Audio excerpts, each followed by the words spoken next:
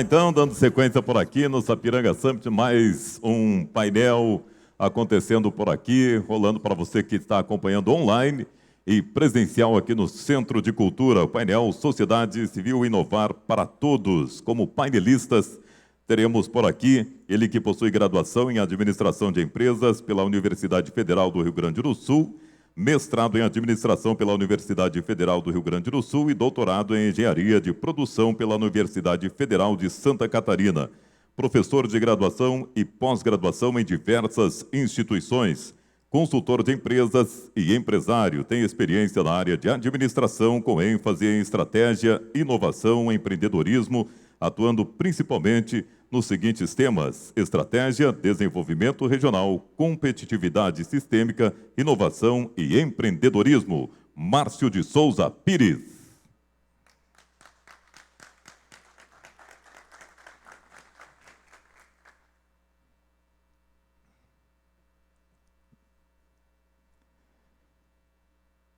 Também ele que é executivo da Gerência de Tecnologias Educacionais e Rede de Inovação no Sistema FEComércio RS, SESC e SENAC, administrador com MBA em Gestão da Inovação e especialista em Gestão de Projetos, hoje à frente do Lab FEComércio, iniciativa com o objetivo de levar inovação ao comércio gaúcho. Giancarlo Giacomelli.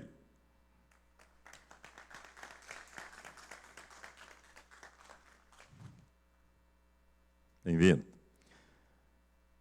Ainda teremos ele que é um profissional com mais de 20 anos de experiência na área de tecnologia da informação e inovação, formado em sistemas de informação pela Universidade do Vale do Rio dos Sinos, possui também MBA em administração de TI pela mesma universidade e MBA em gestão empresarial pela Fundação Getúlio Vargas. Atualmente, Fabiano é CEO e Head de Inovação no Grupo Sinosserra, sendo líder do movimento de inovação do Grupo Sinosserra, com o propósito de garantir que todas as pessoas tenham capacidade de transformar suas realidades, gerando negócios através de estratégias sustentáveis e pessoas felizes. Fabiano Longaray.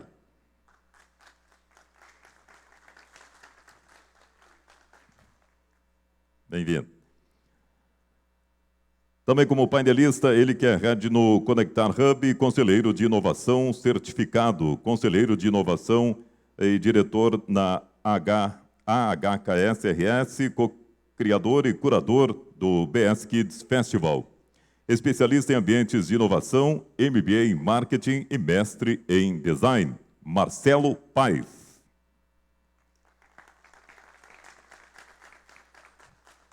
Bem-vindo, Marcelo.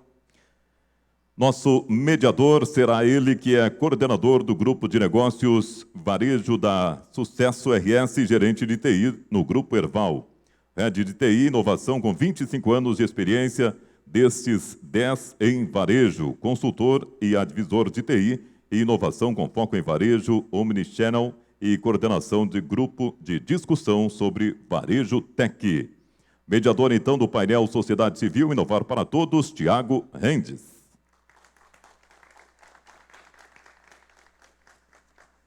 Bem-vindo, Tiago. Dá aqui um suporte aí para você conduzir, então, esse painel Sociedade Civil Inovar para Todos no Sapiranga Summit 2022. Ótimo painel para todos.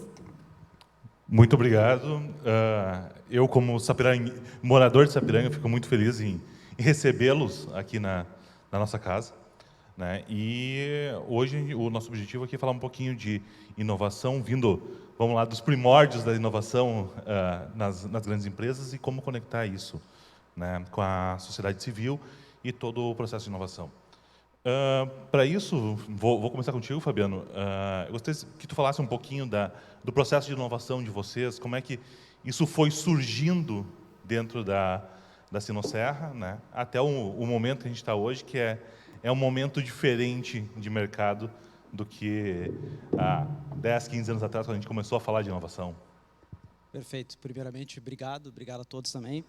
Acho que é legal, vou começar gerando uma polêmica, que nós temos uma palestra chamada de inovação para todos, né? Eu acho que a primeira polêmica é inovação por todos, né? Então, quando a gente olha lá de 75 anos de história, que é o que nós temos, eu tenho certeza que nós, como todas as outras empresas que a gente está vendo aqui, a gente também vem inovando desde o dia 1. né? Então, a inovação ela entrou com um mote mais moderno, digamos assim, ao longo dos últimos anos, mas ela sempre existiu dentro das grandes corporações, e esse é um dos fatores que elas estão existindo ainda hoje, né? Acho que é legal desmistificar um pouco da inovação, né? A gente fala da inovação no modelo disruptivo, que é aquela coisa muito fantástica, né? Lá de um formato transformador, mas a inovação ela pode ser também incremental. E eu acho que grande parte das organizações que elas não são extremamente focadas com um produto tecnológico, elas inovam de forma incremental. Então, se a gente for olhar um pouco do nosso histórico, assim, são sim 75 anos de inovação, lá desde seus fundadores, no processo de inovação, no processo de atendimento e até na tecnologia, né? Nos últimos anos, a gente tem uma cultura de software de mais de 30 anos, e aí a gente já começa a enfrentar uma série de desafios e olhando uma série de oportunidades também frente ao mercado de startups que vem surgindo, né?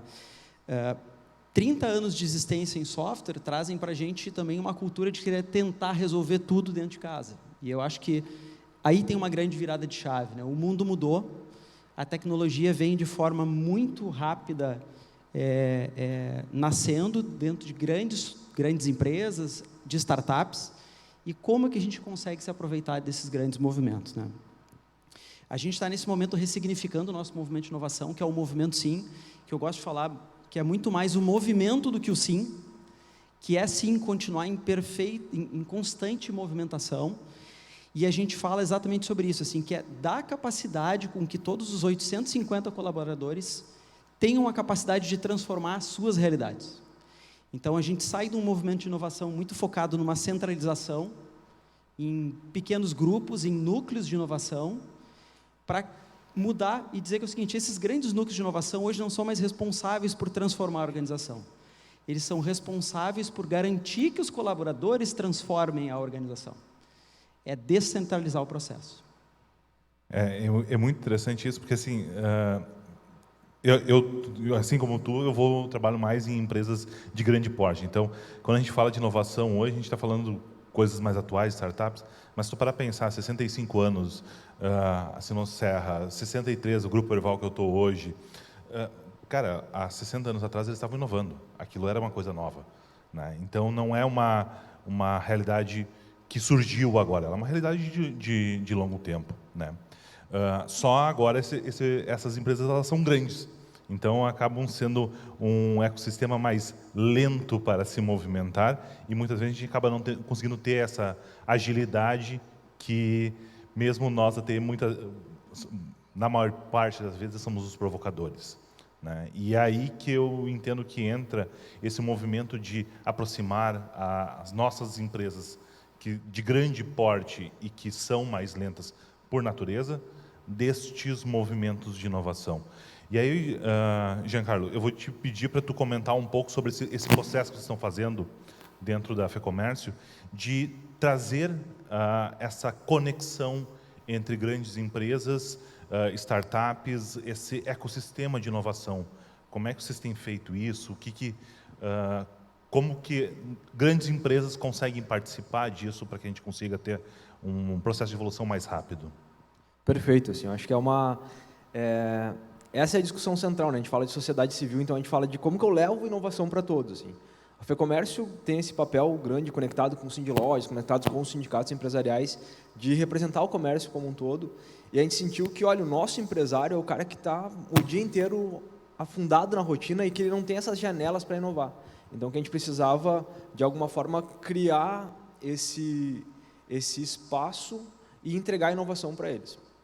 Mas eu quero trazer assim na prática, né, e trazer um contexto mais amplo. No café eu conversava com o Marcelo ali, daí o Marcelo, como é que tá? E eu respondi bem de bem. E o Marcelo, bem de bem é lá de Livramento, eu sou de Livramento, eu sou de Caciqui e tal. A gente, ambos saíram das suas cidades e foram para Santa Maria, que era um polo, assim, era um movimento que a gente fazia. E era um movimento que a gente precisava fazer até 10 anos atrás. E aqui também, né, eu trago esse contexto para quem está em Sapiranga, de que a gente precisava se deslocar de centros menores para centros médios para estudar, transformar e tal. O digital está mudando isso, né? Então a gente não percebeu o impacto dessa mudança, assim. as nossas cidades, elas começam a ser cidades em que a gente vai desenvolver elas, né? Então, hoje a gente tem 62 mil alunos na minha operação, e o cara que tem a formação em São Luís Gonzaga tem o mesmo conteúdo e o mesmo professor de São Paulo. Pô, vocês trouxeram o Thales Gomes para cá antes. Esse movimento demográfico e pessoal, ele de alguma forma está acontecendo para as empresas também. A FEComércio está hoje com... A gente tem 7 startups com termos assinados, prontos para oferecerem serviços para as empresas locais, mais 25, 30 no ecossistema como um todo. E daí, como exemplo pontual, assim, uma delas, né, a Alana. A Alana, ela é um chatbot de atendimento, um robozinho de atendimento que atende no WhatsApp, no Instagram, atende multicanal com inteligência artificial. Então, ela responde, se ela não sabe a resposta, né, não foi parametrizada, passa para o atendente humano e ela lê o que o atendente respondeu e já aprende para a próxima, né?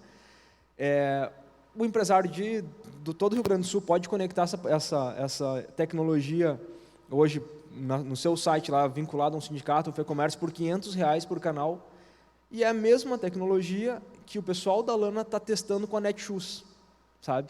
Então, assim, nosso quarto principal marketplace do país está usando uma tecnologia que o cara que tem 3 pet shops aqui pode usar.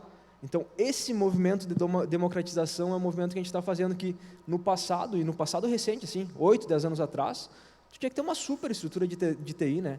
E a tua estrutura de TI não é o core business do negócio, né? Um hospital não é TI, né? E daí ter uma estrutura de TI para ficar gerando produto digital, fazendo aplicativo, não é isso. Então, acho a essência, assim, o meu negócio, daí é para onde a gente caminha, eu preciso entender qual é o meu core business, o que eu faço, e a minha TI tem que ser ótima naquilo. O que está fora do meu core business, cara, a gente desenvolver um robô próprio de atendimento não vai ter o tempo e a dedicação que o pessoal da Lana está tendo. Então, conecta com startups. Assim. Então, o movimento que a gente faz é esse. Olha, sinaliza, quem tiver solução para o comércio, vem para cá, que eu vou distribuir. E daí a gente começa a fazer esse movimento. Acho que é o que... A gente fala de inovação para todos, né? É isso que a gente está buscando fazer. Não, é bem isso. Quando o Fabiano comentou aqui de 30 anos de software, lá atrás as grandes empresas estavam desenvolvendo o ERP próprio, hoje em dia isso quase ninguém mais faz, né? A gente já levou para fora, mas agora está tendo que levar para fora esses pequenos itens que muitas vezes a gente estava tendo que desenvolver em casa porque não tinha ninguém que fazia. Tu não achava nenhum software para te atender, né? Então, o desenvolver em casa das grandes empresas não era uma questão de eu querer, era uma questão de é o que eu tenho para fazer, é como eu posso resolver a experiência do meu cliente. E aí eu já quero aproveitar e trazer para essa conversa o Marcelo aqui, que ele tem o hub ali em Porto Alegre, onde além de conectar com grandes empresas como as nossas que tinham essa possibilidade, tem bastante pequenos varejistas ali conectados ao Cindy Lojas, que esses não tinham nem para onde correr, né? E hoje tem esse movimento que pode ajudar eles também, trazendo soluções como a Lana, que vai trazer evolução, né?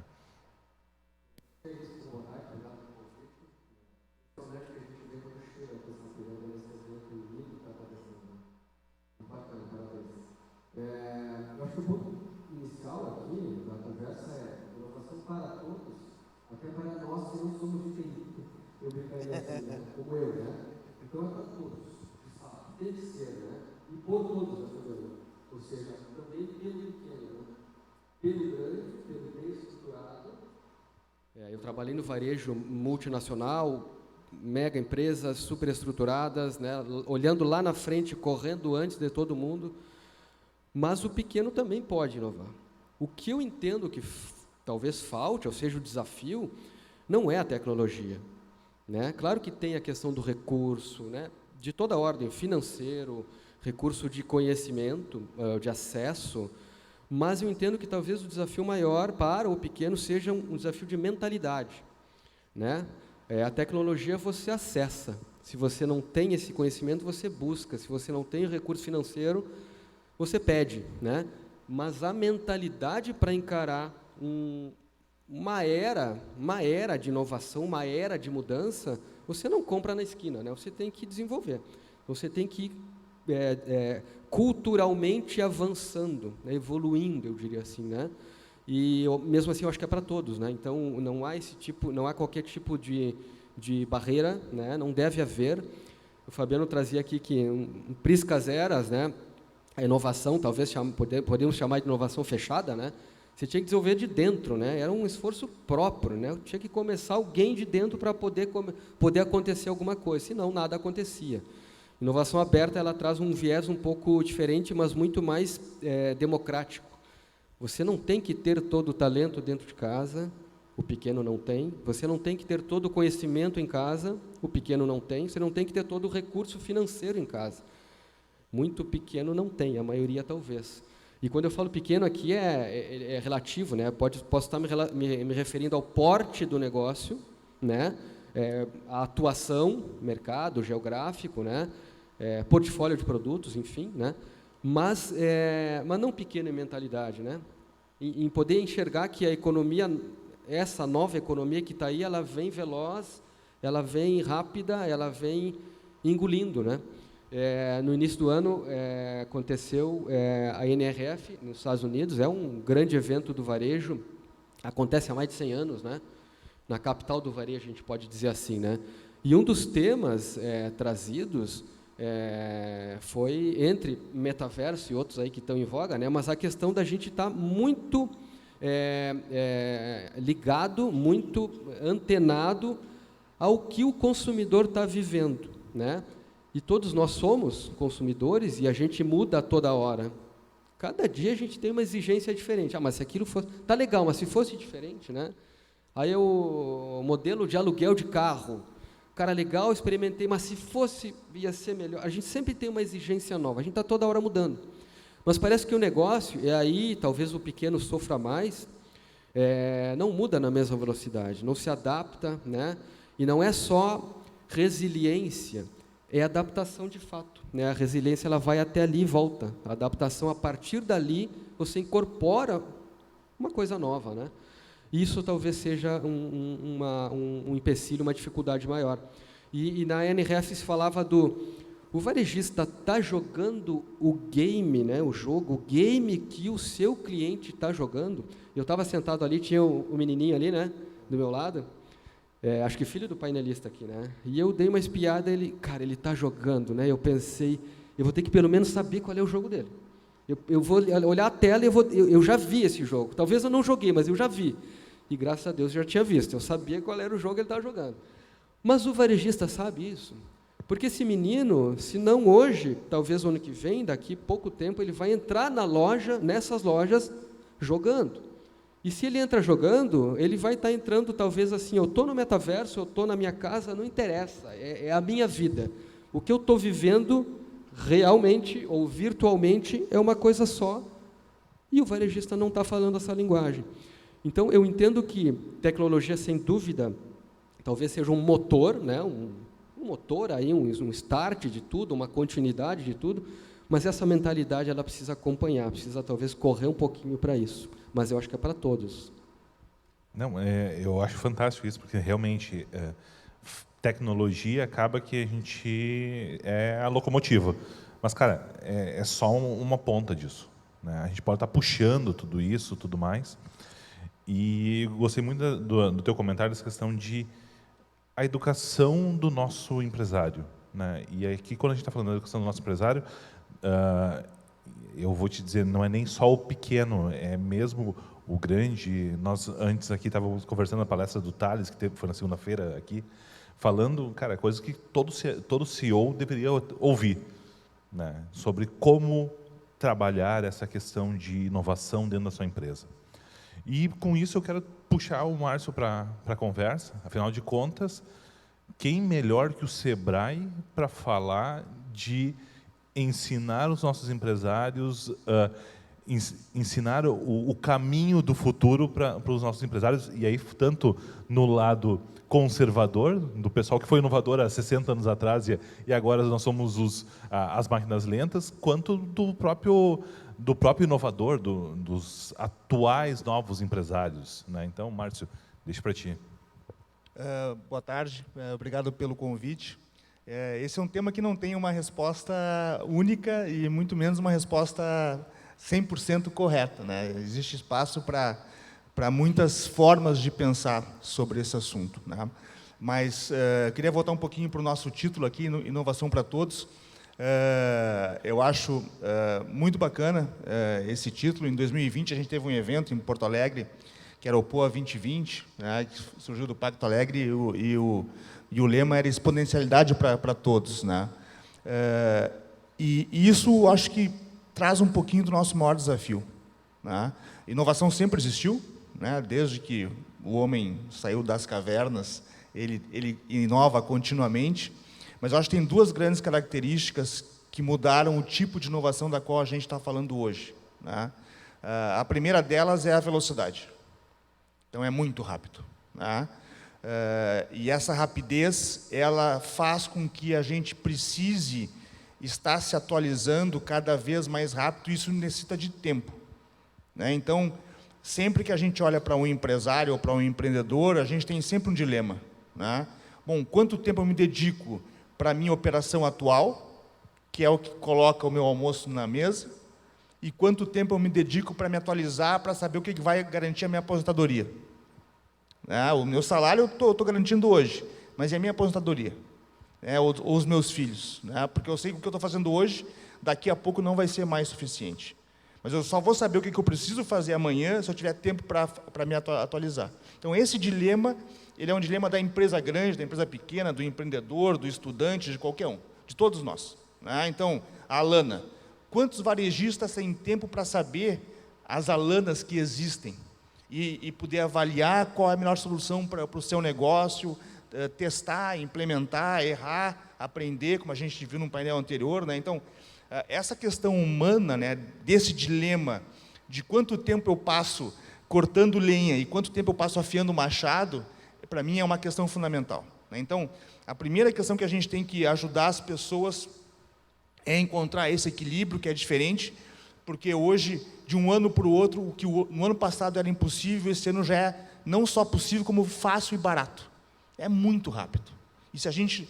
E talvez essa tecnologia que esse ano vai se tornar fácil e barato é a tecnologia que vai acabar com o meu negócio atual.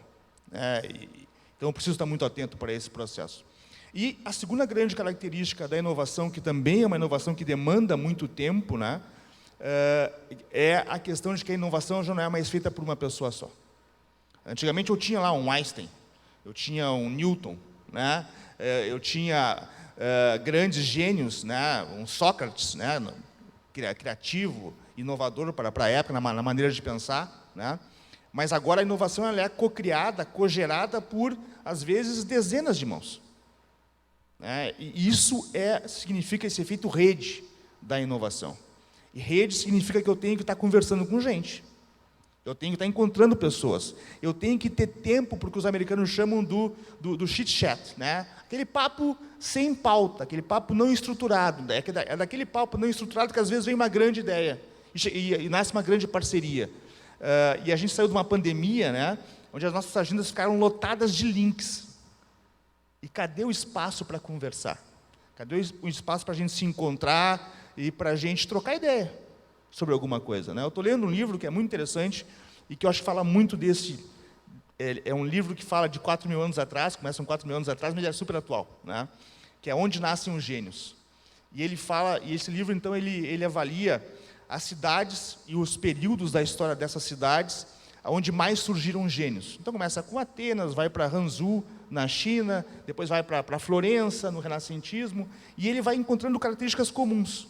E, basicamente, o que essas comunidades tinham é a comunidade, muito dinâmica. Então, a inovação hoje, e como é que a gente ajuda empreendedores ou empresários a inovar? A gente tem que trazer isso para uma comunidade de interação. A comunidade hoje ela é cada vez mais importante. A gente fala de ecossistemas, né? Mas a gente talvez não dê todo o peso necessário para essa palavra. A gente precisa realmente trazer as pessoas para essas comunidades de troca, de cocriação, de cogeração, onde as pessoas se ajudam e conseguem construir juntas novas etapas do nosso futuro, né? Então, para uma grande empresa isso faz muito sentido, porque a grande empresa é lenta por natureza, é difícil mudar um negócio grande, né? Tem um ditado do pessoal de startups, né? Nada é mais perigoso do que um empreendedor muito criativo, com muita vontade, que não tem nada a perder. né? Esse cara pode quebrar o teu negócio por maior que ele seja em poucos meses. É muito perigoso isso, né? O grande empresário tem muito a perder. Então, ele precisa ter cuidado nas mudanças que ele faz, né? Então, a gente está num mundo hoje de contrapontos, de formas diferentes de olhar as coisas, que é bem interessante, né? Mas, e o último ponto que eu queria trazer, que eu acho que é importante em relação a isso, é que inovação é sobre pessoas. Quem inova é CPF, não é CNPJ, né? Então, é quem está naquela empresa lá é que está puxando a inovação, né? E se inovação é sobre pessoas, inovação é sobre educação. Então, qual é o melhor fomento que existe à inovação? É a educação. Fantástico, fantástico. Posso complementar um pouco? Vai lá. Estão me ouvindo? Sim. Acho que, Marcos, tem um ponto importante que tu mencionou na tua fala, que é o quanto que o empresário investe no core business e o quanto que ele inova, né? A McKinsey fala de um modelo de 3 horizontes. Então, eles falam assim, existe o horizonte 1, que é o core business. Então, é o pãozinho quente saindo da padaria. Esse pãozinho ele tem que ser garantido, é o mais do mesmo, digamos assim. Ali eu tenho um certo nível de investimento, né? Existe o segundo horizonte, que ele fala de negócios adjacentes. Então, assim, eu já sou uma padaria, eu vou fazer um croissant, ele é um pouquinho diferente do pão, aqui eu vou fazer um pãozinho doce, eu vou experimentar um pouco o formato. Mas ainda muito próximo do meu core business. E existe o terceiro horizonte, que ele é desconectado do meu core business efetivamente. Agora, eu vou investir na teleentrega ali. Por quê? Não, porque eu acho que tem conexão com a minha padaria aqui. Então, são esses 3 horizontes. A própria McKinsey, ela fala de um modelo onde ela diz assim, 70% da tua verba de investimento deve ser no core business. Então, no primeiro horizonte, eu não posso errar muito ali, porque é o que eu já conheço, é o que eu já faço. 30% ele fica focado no segundo horizonte, que é esse horizonte onde eu tenho esses negócios adjacentes. E os outros 10% no terceiro horizonte, que ali eu tenho um alto risco realmente. E aí tem alguns pontos importantes. Assim, acho que um ponto muito forte a ser destacado é esses 10%, eles são 10% por um motivo. Porque se eu errar ali, eu tenho que ter investido pouco, porque aí o desapego é mais fácil. Se eu invisto muito no terceiro horizonte, eu me apego, muitas vezes eu não consigo dizer não para aquele projeto, eu não consigo descontinuar um projeto. Então, a McKinsey traz um formato que parece ser um dos formatos possíveis para saber o quanto a gente investe em cada um dos 3 horizontes. Isso é muito legal, essa divisão, né? Já teve outras palestras, inclusive, aqui falando disso, por causa que é aquela coisa... ser inovador, eu não posso ser irresponsável, né? Bem comentado, uma coisa é o cara não tem nada a perder, uma coisa quando a gente fala de grandes empresas que tem muito a perder, né? Mas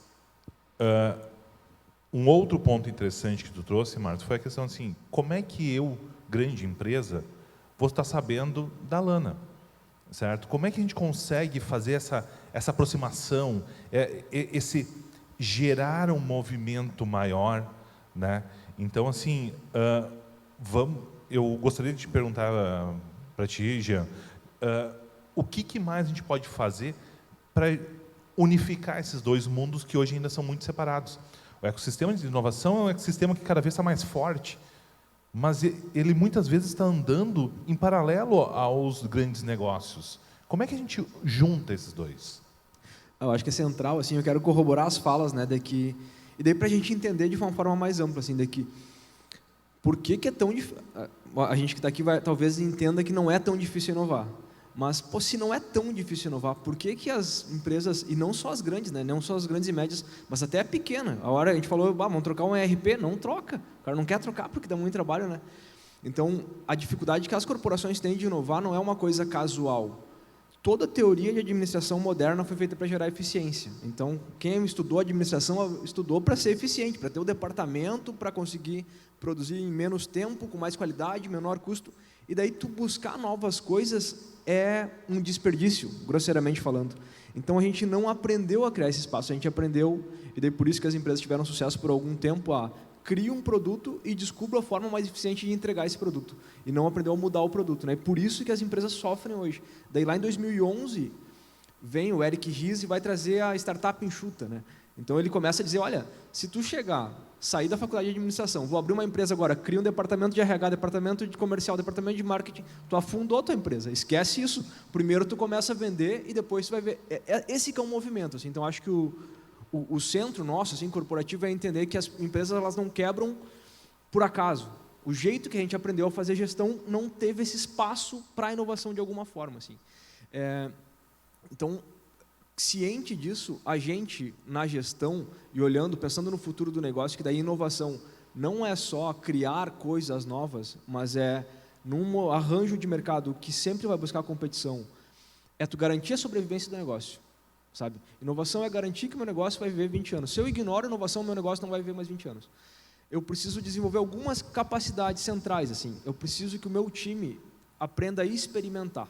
Experimentar, não é ideias. O Bill Gates vai dizer que as empresas não morrem por falta de boas ideias, normalmente morrem soterradas nelas. Então, ideia não tem valor, assim. Então a capacidade de, tive uma ideia, como é que eu tiro isso do papel em 90 dias? Então essa capacidade de experimentar precisa estar no radar, como que eu aprendo com o que eu experimentei e como que eu escalo. Porque não é só, experimentei e afundei, eu acho que é isso, assim. A grande corporação, ela precisa, como que eu experimento, cara? Como que eu experimento, como que eu testo, desenvolver essa habilidade vai gerar um movimento que vai gerar inovação.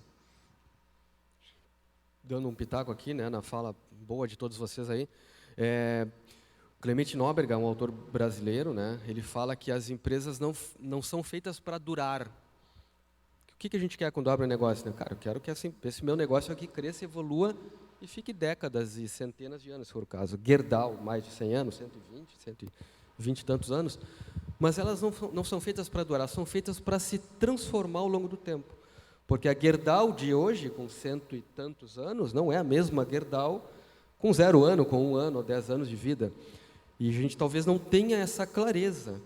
E um pouco do que o Jean está trazendo aqui, as empresas grandes aí talvez tenham um pouco mais de dureza, né, para experimentar, para testar, para percorrer um caminho meio sombrio ou meio nebuloso. As menores, as empresas pequenas ou mais enxutas, teriam essa maior facilidade.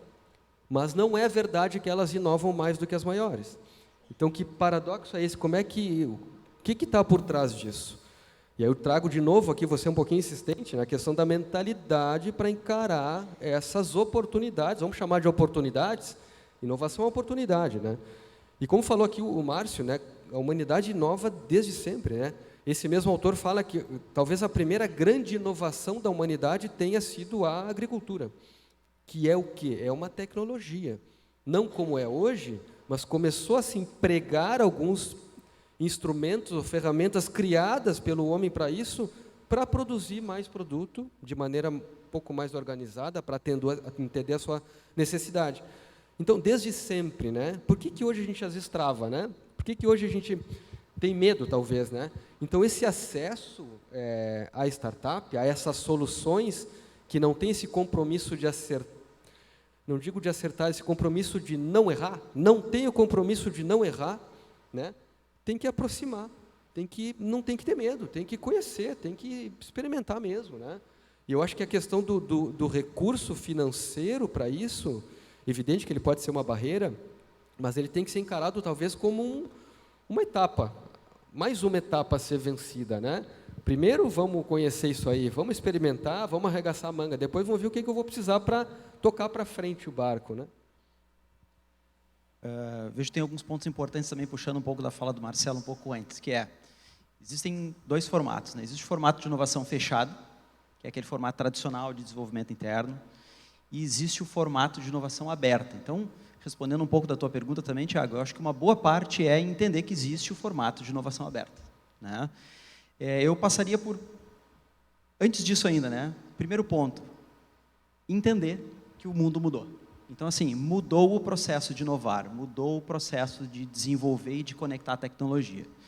E aí me vem muito a conexão com hubs, né? Então, hubs de inovação, ecossistemas de inovação, podem ser grandes alavancadores de eu pegar um desafio interno, seja através de uma coleta com meus colaboradores, seja de uma conversa em 5 minutos, que eu vou ter um desafio que é igual ao desafio Derval, em 5 minutos de conversa, eu tenho certeza, e pegar isso e identificar startups, identificar novas empresas que podem resolver essa solução. Então, Consciência, processo de inovação aberta e a conexão com hubs e ecossistemas de inovação, eu vejo que podem ser caminhos que a gente pode trilhar para mudar um pouco a mentalidade de inovação também.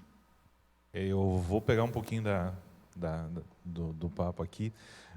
O Márcio antes comentou das inovações lá, que eram pessoas que inovavam, né? Na verdade, eu vejo que o mundo ele passou por três... A gente está na terceira fase, né? A primeira foi aquelas pessoas, depois foram as empresas que elas definiam o que a gente queria, certo? Que é a inovação ali do último século.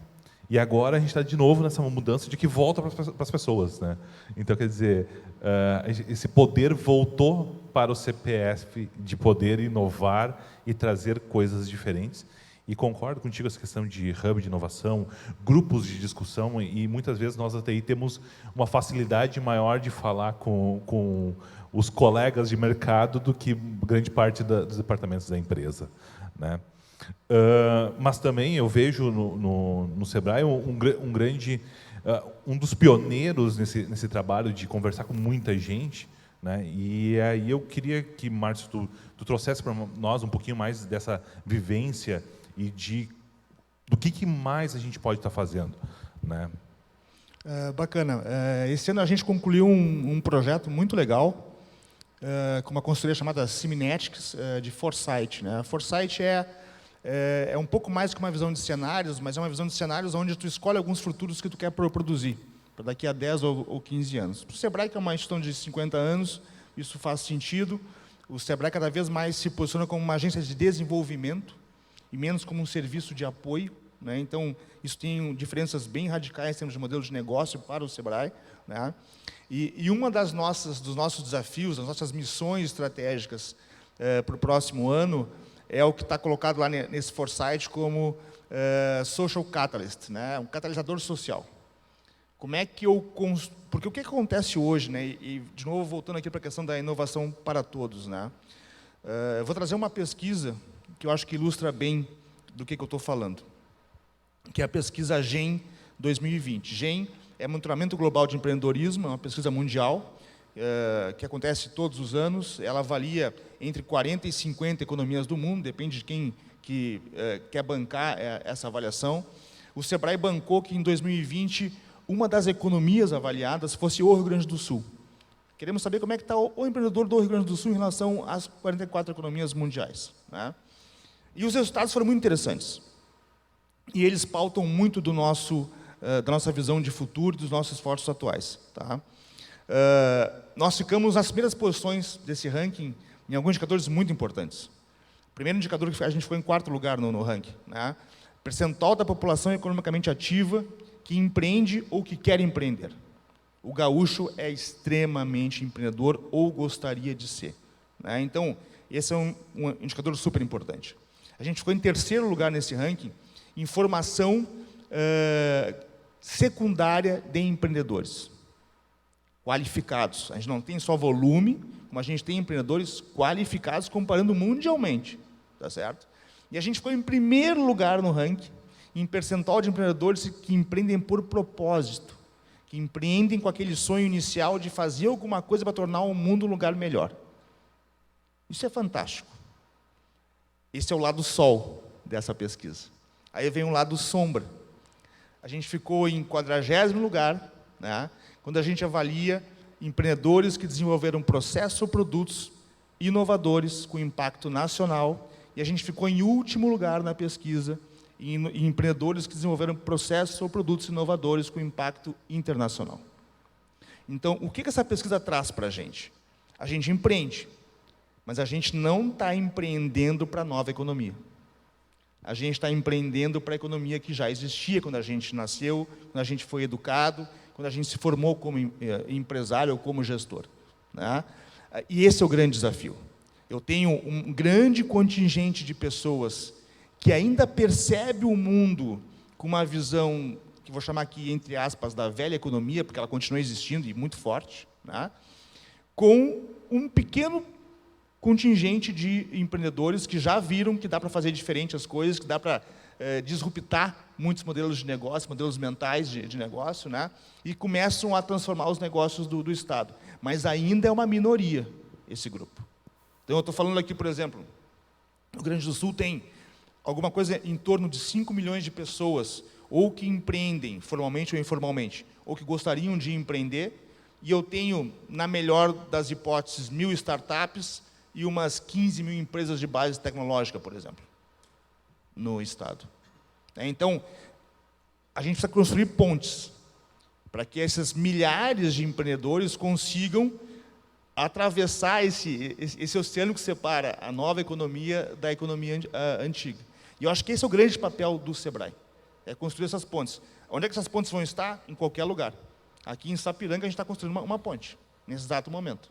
Então, o SEBRAE tem que estar presente em todos esses momentos. Eu queria reforçar a tua fala anterior e costurar com essa, assim, né? Tem um trecho de um livro, assim, do Thomas Mann, A Montanha Mágica. O protagonista tá de saco cheio das mudanças tecnológicas do mundo, assim, olha, nunca se viveu tanta mudança tecnológica, eu não consigo mais, depois de um almoço, fumar meu charuto em paz e tal, e ele vai para um spa nos Alpes suíços lá, né? Porque ele não aguenta mais essa... E é um livro de 1924, sabe? E o cara traz isso. Então, esse elemento, assim, o quanto a gente muda, o quanto a gente, humano, não recebe bem isso, ele é muito presente, né? Mas daí o que está mudando agora, se a gente fosse trazer um contexto de Brasil ou de Rio Grande do Sul que a gente referenciou, assim? Eu acho que tem pontos importantes daí que nos últimos 4 anos houve flexibilizações importantes relacionadas à abertura de instituições financeiras. Então, essa coisa de Nubank, esses bancos que estão pipocando, o Brasil não tinha isso, então a nossa concorrência financeira ela era baixa, isso traz dinheiro mais caro, ou investimento mais caro, assim, retorno mais caro, tira dinheiro da inovação. Quando o juro começa a ficar mais baixo, o retorno para o investidor, esse dinheiro começa a ter que procurar outros lugares, né? Então, assim, o dinheiro começou a ter que procurar startup. Então, não tinha como a gente ter hubs de inovação há 10 anos atrás, porque tu não tinha um ecossistema de startups. Essas startups pipocando agora, elas fazem o Conecta surgir, elas fazem o Lab surgir, elas fazem... Então, acho que esse movimento é um movimento importante. O poder público olhando para isso. Então, Porto Alegre, o cara lá, o Ricardo Gomes, consegue fazer um movimento de pró-empreendedorismo muito forte. A Prefeitura de Sapiranga apoiando isso daqui.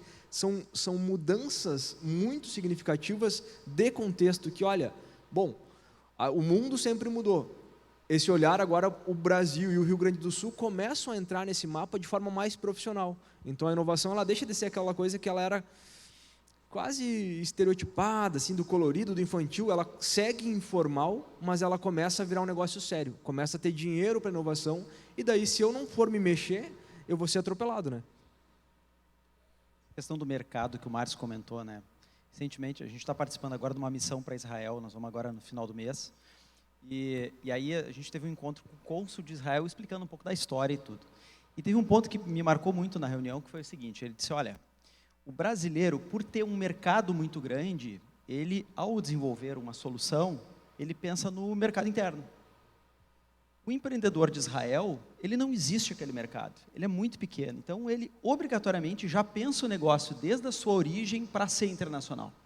Então, eles notam, claro, existe uma série de incentivos, existe uma mão de obra muito forte entrando no país deles através de movimentos geopolíticos, mas, assim, essencialmente, desde o início de cada negócio, eles já são obrigados a pensar no mundo, eles não podem pensar no mercado interno. Então, isso é uma questão que marcou bastante esse encontro que a gente teve lá com ele. E aqui reforça, desculpa rapidinho, Israel e Estados Unidos, se a gente for colocar, talvez sejam os países mais inovadores, é onde tem os sistemas bancários mais antigos e as menores taxas de juros. Então, o cara tem que pensar para 15 anos, né? Ele tem, se ele for no Brasil, a gente consegue comprar título público e ganhar 12%. O cara vai ganhar meio, 2% lá. Então, isso acaba fomentando de forma expressiva. Eu queria só fazer complementar a questão de Israel, que eu acho fantástico o exemplo deles. Gostaria de estar indo nessa missão, infelizmente não dá. Não dá para estar em 2 lugares ao mesmo tempo, né? Ainda. Né? Mas Israel tem uma outra questão que eu acho muito importante, a questão financeira com certeza é importante, mas é a limitação. Os caras são exportadores de alimentos hoje no deserto. Né? E isso é uma coisa que faz muito bem para a inovação. Uma das coisas que é mais terrível de enfrentar para uma empresa, uma grande empresa, quando ela quer inovar, é o sucesso. É a existência de mercado, a existência de boas vendas, a existência de lucro, né? Porque isso tudo te coloca numa posição de conforto. E o Brasil tem um pouquinho disso, né? Nós temos um país tão rico que às vezes a gente fica nessa zona de conforto. Pô, não preciso fazer tanto esforço porque ao natural eu já consigo sobreviver bem, né? Nesse mercado grande, com os recursos que a gente tem, né? Um país como Israel, que se tornou uma startup nation, né? Cara, os caras tinham deserto, não tinham água, né? Então, eu preciso fazer alguma coisa diferente, né? E eu preciso pensar globalmente, porque o meu mercado interno é muito pequeno. Então, esses desafios, essas limitações, elas são super importantes. E aí também vem uma questão em relação às startups, né? Startup com muito dinheiro não dá certo. Não dá certo. Porque eles precisam ter essa limitação de ter pouco recurso no início para pensar a maneira diferente, disruptiva. Com muito recurso, vai fazer o que já existe. Então, são questões interessantes da gente notar em relação a esse ambiente. O exemplo de Israel é bem ilustrativo. O Márcio trazia o ranking aquele, né, que eu acho que eu não tive acesso ainda, não me recordo de ter visto. E dá para tangibilizar de maneira bem concreta.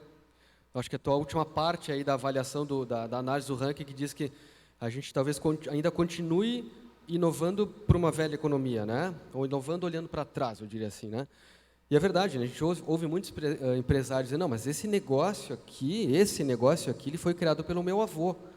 Eu não posso estar mudando, mexendo tanto nisso, né? Como assim, né? É uma coisa de... Então, essa cultura que a gente arrasta, que eu acho que temos que nos orgulhar, mas acho que ela tem um ponto aí para a gente sempre estar olhando e revisando, olha, talvez é para ser diferente, né? E entender que o teu querido vô, se fosse começar um negócio hoje, ele faria diferente. Você não ia fazer a mesma coisa. Então, esse é um olhar que a gente não tem, né? E um outro elemento que eu acho que, de certa forma, conecta, aí não foi falado ainda, Thiago, mas talvez para um outro momento a gente discutir com mais empenho, que diz respeito à governança mesmo, né? Ou seja, começar a botar controles na inovação. Como assim, né? A gente está falando de experimentar, de errar, né? O erro inédito, né? Como falava o anterior painelista aqui. Estão falando de botar controles na inovação para você poder disciplinar e você ter um pouco mais, talvez, de velocidade para uma economia nova, veloz, ao mesmo tempo trazendo uma cultura. Então, é tão complexo, de certa forma, o negócio, que olhar para uma possibilidade de governança, o que é governança de fora? É um conselho, é a gente poder, cara, o que tu acha disso? Do meu negócio, da minha empresa, desta decisão? O que vocês de fora fariam? Só que a gauchada é meio avessa, né, a um olhar de fora, né? Não, esse negócio é meu, eu toco isso aqui, não preciso de ajuda, né? Mas eu acho que é um ponto assim muito possível, presente, e eu não estou nem falando de ESG, eu estou falando só de governança, não é pequeno, mas é um ponto dessa sigla, aí, uma letra dessa sigla, e que precisa ser começado a falar, desde a empresa pequena, desde a startup, porque diz respeito, não só, mas especialmente, está tão fácil fazer uma sociedade, não é? Tem um cara de TI, eu tenho uma boa ideia, cara, vamos fazer um negócio aqui, a gente tem uma startup, depois vamos bater na FEComércio para nos ajudar, está muito fácil. Mas não há os acordos, não há a conversa antes de tudo, não há o acordo de acionista, aquele, cara, mas eu não trabalho sábado, não, mas tem que fazer um negócio, não, mas eu não trabalho sábado, só que ninguém conversou. Não se combinou com os russos, né? Então, isso é governança, e é importante falar desde o início do negócio. E para quem já está num negócio há muito tempo, aquela empresa que está se transformando, como a gente comentou, sempre é tempo de fazer isso também. E governança não é travar, né? Governança é você, inclusive, botar novos ares, novos olhares para um negócio que vem percorrendo o tempo. Não falamos de governança, a gente não falou do cliente, a gente chegou a comentar aqui que a gente faz isso para pessoas, né? Porque o papo foi bom, mas infelizmente a gente está chegando no final, a gente está chegando no nosso último minuto, né? Eu acho que aqui se trouxe alguns bons recados sobre inovação, como a gente fazer essa união, como a gente está criando essas uniões com o poder público, né? Aqui em Sapiranga, com este evento aqui, o poder público demonstra que é possível, sim, ajudar a criar essa conexão entre empresas, startups, ecossistema de inovação e o governo, né? Eu acho que a gente está indo por um excelente caminho, mas agora eu vou pedir só uma palavra final de cada um, né? Infelizmente, não temos mais muito tempo. Vou começar por ti, Márcio. Aí vamos fazendo uma palavra final e já agradecer novamente aos amigos que vieram aqui para esse momento, para a gente trocar essas ideias. Bacana, bacana. Em relação a, se fosse para botar numa palavra só, ou pelo menos uma frase só, né? Pensar grande, pensar pequeno dá o mesmo trabalho. O que a gente precisa ter como empreendedor hoje é a segurança de dizer, eu vou pensar grande, eu vou pensar disruptivo e vai lá e faz. Faz com o que tu tem, porque tudo está muito acessível. Dá para fazer, né? Então, pensa grande, vai lá e faz, né? Muito bom, muito bom. Acho que vou seguir a linha que eu acho que uma tônica das startups que serve para todo mundo é pensa grande e começa pequeno, sabe? Pensa grande e começa pequeno. Assim, quando eu trago, experimenta. Então, assim, vamos testar num mercado local pensando no Brasil inteiro, sabe? Eu acho que esse movimento é importante e contem com as instituições, né? Então, aqui, Sebrae, Cindy Lojas, a gente tem... tá difícil, conecta, né? Consegue conversar, sai do ambiente, vai para os hubs e aproveita esse movimento que está acontecendo. Bom, minha mensagem final é dizer que inovação não é sobre falar de tecnologia, é sobre falar sobre negócio. Então, é desmistificar e tirar a carga e dizer o seguinte, olha, deixa o pessoal de TI inovar, não é isso, é entender que inovação ela passou a ser necessário para todo e qualquer negócio, independente do segmento. Mesmo não sendo uma startup de base tecnológica, você pode ter a mentalidade de uma startup, inclusive poder público, que é o que está sendo demonstrado aqui hoje, né? Então, e acho que alinhado a isso, talvez um recado assim é ambição grande, expectativa baixa, né? Você enxerga, o sonho é grande, mas, cara, pode ser que não dê, pode ser que eu tenha que mudar rápido, e mude rápido. Excelentes comentários. De novo, só demonstramos aqui que realmente inovação é por todos e para todos, né? E muito obrigado. Foi uma excelente discussão.